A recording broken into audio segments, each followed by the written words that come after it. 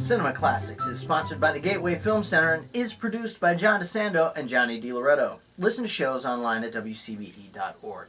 I'm Johnny DiLoretto. I'm John DeSando. This is Cinema Classics. It sure is. An interesting topic today.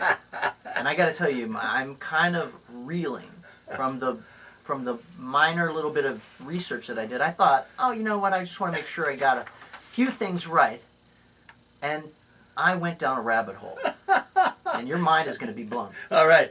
And we're talking about black cowboys. Okay. Because I've just seen Concrete Cowboy. Concrete Cowboy. Starring Idris Elba on Netflix. Yeah. Tell me about this movie. And it's a sweet little coming of age movie. Okay. So you got a young boy who is being reunited with his estranged father, played by Elba, and the young boy is Caleb McLaughlin, who appears in the Stranger. What was the thing that Franco loved? That show. Stranger Things. Stranger Things. Okay. So anyway, the arc is pretty clear. It's simple. The kid gets there. There's actually this group of people who have horses in Philadelphia. Okay.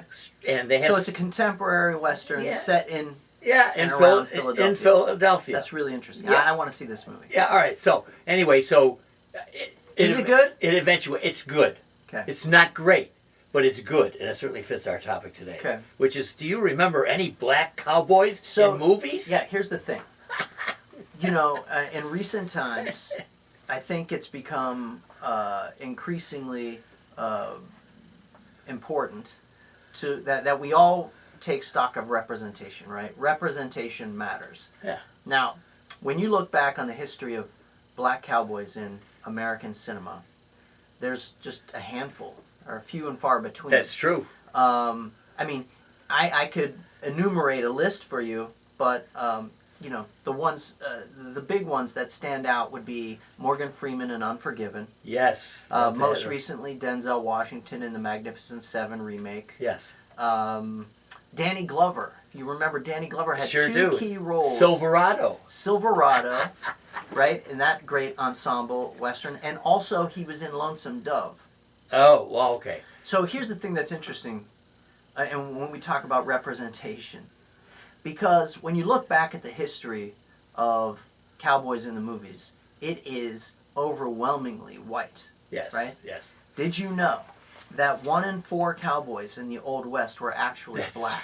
Right. 1 in 4. No, I know. 1 in 4. So, you know, in terms of cinema, the Western is kind of like loosely defined as something that takes place between the years after the Civil War and before 1900, okay. right? So from like 1866 to 1899, right? That's right. So after the Civil War, what happened were a lot of freed slaves moved west to find work.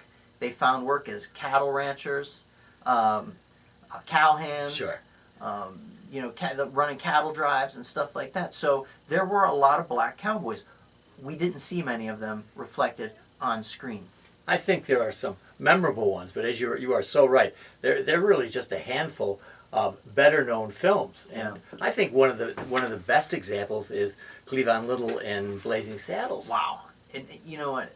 That is such a great example. I know because in a way that movie is so beautifully in your face. Yes. About race. I know. And about that exact thing, right? Now in the 60s there were some other black actors in westerns.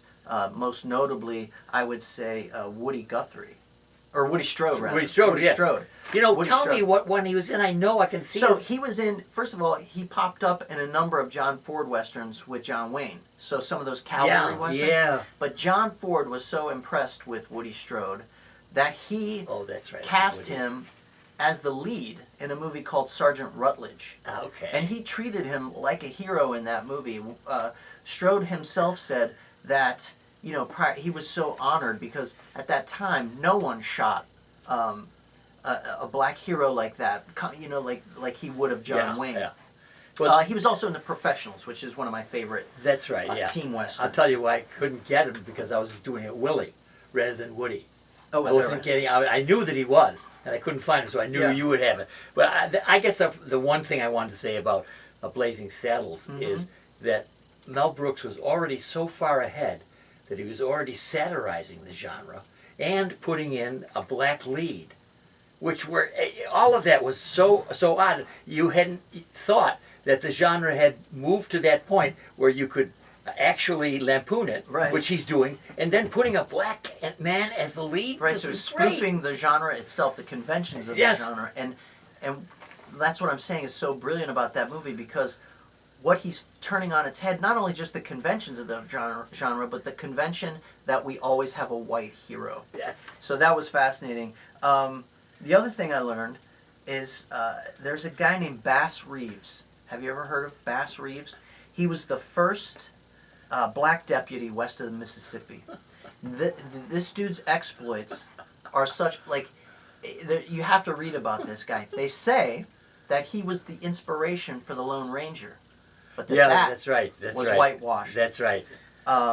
Which is just fascinating. Well, I think one of the most famous and of our black cowboys would have to be Jamie Foxx's Django and Django Unchained. Oh yeah, right. Don't you think that the Yes. very sophisticated? Sure. No, yeah, and Tarantino, in some ways, does exactly what Mel Brooks Yes. did. Right. He called it a Southern Western.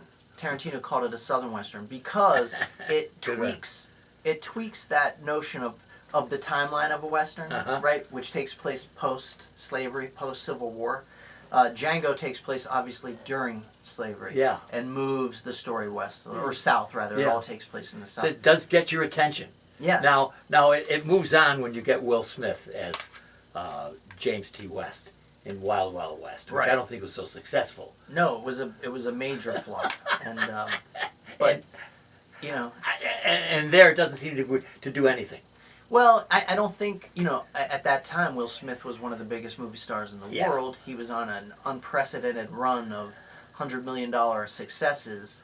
I really think it didn't have anything to do with that, about a black cowboy, as much as it did the tonal, the jarring tone of that movie, which there were like these sci-fi elements to And it. the steampunk. Wild Wild West was just supposed to be a spy. It was James Bond in the West. I know, it's so funny. Anyway, Yeah. it really is, for anyone interested in kind of digging beyond the surface of Hollywood history, a quick Google search of black cowboys in the movies will blow your I mind. know it is, and I just want to make a pitch for one that happened in the 70s. Here's a combo: Sidney Poitier and Harry Belafonte. Yeah, what was that? Duel at Buck, Diablo? no, Buck and the Preacher. Oh, okay. Uh-huh. Because Sidney Poitier was in another one called Duel at Diablo. Okay, good. And I think Poitier directed this one. Oh, is that Buck right? and the Preacher, yeah. Oh, see? So we've got a whole bunch of things going on. So cool. I know. Representation matters. Seems to me we've done a kind of shotgun approach to this here. It's all you can do in 5 minutes.